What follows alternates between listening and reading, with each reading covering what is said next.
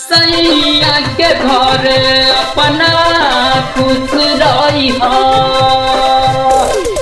सैया के घर अपना खुश रही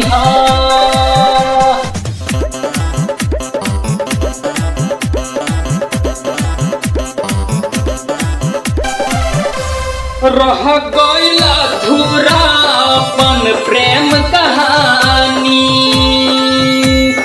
चल गइलू तू कहाँ छोड़ के रानी। चल गइलू कहाँ तू, चल गइलू कहाँ तू, चल गइलू हो जा तू पियवा के घर अपना खुश रही जा तू सैया के घर अपना खुश रही सैया के घर अपना खुश रही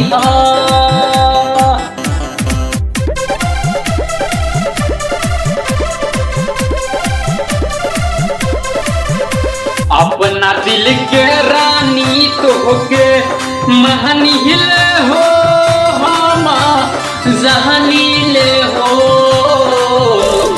तोहरे दीवाना हम भइल बानी रानी, भइल बानी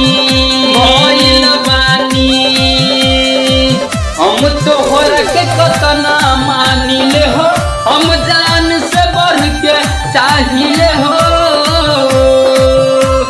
चल गइलू कहाँ तू, चल गइलू कहाँ तू, चल गइलू हो जा तू पियवा के घर अपना खुश रही जा तू सैया के घर